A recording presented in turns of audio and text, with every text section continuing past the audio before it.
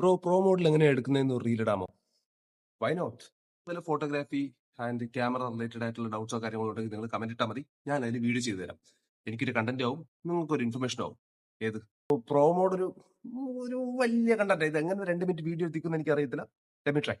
നിങ്ങളുടെ ഫോണിലെ camera open ആക്കി നിങ്ങൾ ഏതെങ്കിലും സബ്ജക്റ്റ് പിടിച്ചിട്ട് നേരെ ഒരു ഫോട്ടോ എടുക്കുന്നു. ആൻഡ് ടടാ, നിങ്ങൾക്ക് ഫോട്ടോ കിട്ടി. ഇവിടെ ആ ഫോട്ടോയിലേക്ക് പിറകിൽ ഒരുപാട് കാര്യങ്ങൾ നടക്കുന്നുണ്ട്. എക്സ്പോഷർ സെറ്റ് ചെയ്യുന്നുണ്ട്, വൈറ്റ് ബാലൻസ് സെറ്റ് ചെയ്യുന്നുണ്ട്, അതിന്റെ കുറെ പരിപാടികളൊക്കെ നടത്തിയിട്ട് ആ ഫോട്ടോ എങ്ങനെ അടിപൊളിയാക്കാന്നുള്ളത് ക്യാമറ തീരുമാനിക്കും, അല്ലെങ്കിൽ നമ്മുടെ ഫോൺ തീരുമാനിക്കും. ഈ തീരുമാനങ്ങൾ നിങ്ങൾക്ക് എടുക്കാൻ പറ്റുന്ന മോഡാണ് പ്രോ മോഡ്. സോ പ്രോ മോഡിൽ ഫോട്ടോ എടുക്കാനായിട്ട് നിങ്ങൾക്ക് എക്സ്പോഷർ ട്രയാങ്കിൾ എന്ന് പറയുന്ന ഒരു സാധനം അറിയണം. എക്സ്പോഷർ ട്രയാങ്കിൾ സിമ്പിൾ ആണ്.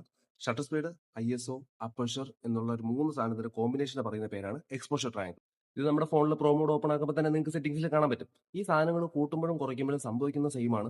ഫോട്ടോയുടെ ബ്രൈറ്റ്നസ് കൂടും, ബ്രൈറ്റ്നസ് കുറയും. നമ്മൾ ഫോണിൽ നേരത്തെ പറഞ്ഞില്ലേ, ഓട്ടോ മോഡിൽ നമ്മൾ ഫോട്ടോ എടുക്കുന്ന കാര്യം. ആ ഫോട്ടോ എടുക്കുമ്പോഴും ഈ സാധനങ്ങളൊക്കെ അഡ്ജസ്റ്റ് ചെയ്ത് തന്നെയാണ് നമ്മുടെ ഫോൺ ഫോട്ടോ തരുന്നത്.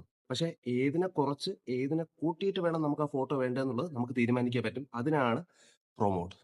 ഈ ഷട്ടർ സ്പീഡും ISOയും അപ്പർച്ചറും ഒക്കെ കൂട്ടുമ്പോഴും കുറയ്ക്കുമ്പോഴും ഫോട്ടോയിൽ നടക്കുന്നത് സെയിം ഒരു കോമൺ സാധനം നടക്കുന്നുണ്ട്. അതാണ് ഫോട്ടോയുടെ ബ്രൈറ്റ്നസ് കൂടും, ബ്രൈറ്റ്നസ് കുറയും. പക്ഷേ ഇതല്ലാതെ ഇവർക്കൊരു സ്പെഷ്യൽ സംഭവം കൂടെ ഉണ്ട്. നമുക്കൊരു ഉദാഹരണത്തിന് ഷട്ടർ സ്പീഡ് നോക്കാം. ഷട്ടർ സ്പീഡ് കുറയ്ക്കും തോറും ഫോട്ടോയുടെ ബ്രൈറ്റ്നസ് കൂട്ടും, ഷട്ടർ സ്പീഡ് കൂട്ടും തോറും ഫോട്ടോയുടെ ബ്രൈറ്റ്നസ് കുറയും. ഇതെല്ലാം സംഭവിക്കുന്ന വേറൊരു കാര്യം എന്താണെന്ന് വെച്ച് കഴിഞ്ഞാൽ, ഷട്ടർ സ്പീഡ് കൂട്ടും തോറും ഫോട്ടോയ്ക്ക് ഉണ്ടാവുന്ന മോഷൻ ബ്ലർ കുറയുകയും ഷട്ടർ സ്പീഡ് കുറയ്ക്കും തോറും ഫോട്ടോയിലും മോഷൻ ബ്ലർ കൂടുകയും ചെയ്യും. നമ്മുടെ ക്യാമറ സെൻസർ എത്ര നേരം ലൈറ്റിന് എക്സ്പോസ് ആയിരിക്കണം എന്ന് തീരുമാനിക്കുന്നതാണ് ഷട്ടർ സ്പീഡ്. കൂടുതൽ നേരം ലൈറ്റിന് എക്സ്പോസ് ആകുമ്പോഴത്തേക്കും അത്രയും നേരം ക്യാമറയുടെ ഫ്രണ്ടിൽ എന്താണോ കാണുന്നത് അത് ഈ സെൻസർ ക്യാപ്ചർ ചെയ്യും. സോ ഈ മോഷൻ ബ്ലർ ഉണ്ടാക്കും. ISO. ISO ആണെങ്കിൽ ഒരു ഡിജിറ്റൽ ബ്രൈറ്റ്നസ് എന്നൊക്കെ വേണം പറയാം. അപ്പോൾ ഈ ക്യാമറയുടെ പ്രോസസർ തന്നെ കുറച്ച് എന്ത് ചെയ്യും, ഈ ബ്രൈറ്റ്നസ് ഒക്കെ ഒന്ന് കൂട്ടാനായിട്ട് ഡിജിറ്റലി ഇത് സാധനം സെറ്റ് ചെയ്യും. സോ അങ്ങനെ സംഭവിക്കുമ്പോഴത്തേക്കും ബ്രൈറ്റ്നസ് കൂടും, ശരിയാണ്. പക്ഷേ ISO കൂട്ടും തോറും ഒരു ഫോട്ടോയുടെ ക്ലാരിറ്റി കുറയും, ഒരു ക്വാളിറ്റി കുറയും. കാര്യം അതിൽ കുറേ നോയ്സ് കയറി വരും. ഈ നോയ്സ് എന്ന് പറഞ്ഞാൽ മറ്റേ ഇങ്ങനെ കുത്തു കുത്തു കുത്തായിട്ട് കുറേ സാധനങ്ങൾ കാണത്തില്ലേ, അതാണ് നോയ്സ് എന്ന് പറയുന്നത്. വേറെ ആൾക്കാർ ഗ്രെയിൻസ് എന്നും പറയും. And finally aperture. അപ്പർച്ചർ നമ്മുടെ ഈ ബാക്ക്ഗ്രൗണ്ട് ഈ ബ്ലറൊക്കെ ഉണ്ടാവില്ലേ, ആ സാധനങ്ങളൊക്കെ സെറ്റ് ചെയ്യാനായിട്ട് ഉപയോഗിക്കുന്ന ഒരു ആളാണ് അപ്പർച്ചർ. സോ അപ്പർച്ചർ കൂട്ടും തോറും ഈ ബാക്ക്ഗ്രൗണ്ട് ബ്ലർ കൂടും, അപ്പർച്ചർ കുറയ്ക്കും തോറും ബാക്ക്ഗ്രൗണ്ട് ബ്ലർ കുറയും.